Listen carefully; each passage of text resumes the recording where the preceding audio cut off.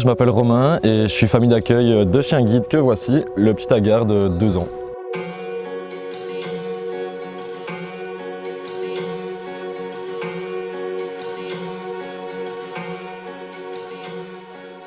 J'ai décidé de devenir famille d'accueil pour chien guide il y a 2 ans maintenant parce que justement j'avais envie d'en apprendre énormément sur l'éducation canine.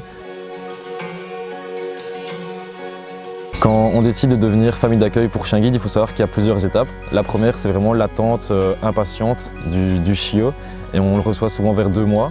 Et du coup, à partir de ce moment-là, on est encouragé vraiment à aller partout, à se balader justement avec cet animal pour le socialiser au mieux. Moi, je l'emmenais à l'école, on peut prendre le bus, le train. Ça englobe aussi le fait d'être à l'aise dans toutes les situations, sur plein de matériaux, d'écouter beaucoup de bruits différents et de voir des gens habillés différemment aussi pour qu'ils soient vraiment à l'aise et sereins en toute situation. Ensuite, vers les 1 an et demi du chien, il va à la SBL justement pour poursuivre sa formation avec les pros. Et moi, je le récupérais le week-end. C'était plus jouer et aller se balader en forêt.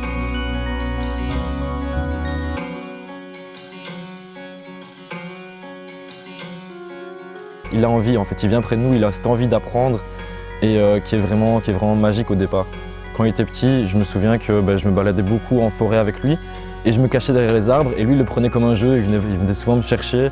L'aventure elle est magnifique, on en apprend énormément, on tisse des liens et je pense qu'il n'y a rien de plus beau dans la vie que tisser des liens avec un animal. Le sentiment d'anxiété par rapport à la séparation, c'est un sentiment normal qu'on aurait justement même avec un chien qui va décéder à 15 ans. Là je me sens beaucoup plus à l'aise et beaucoup plus rassuré que le chien parte et aille aider une personne déficiente visuelle. Et du coup, c'est pas une réelle séparation non plus, je vais pouvoir le revoir par la suite et encore échanger de bons moments avec lui.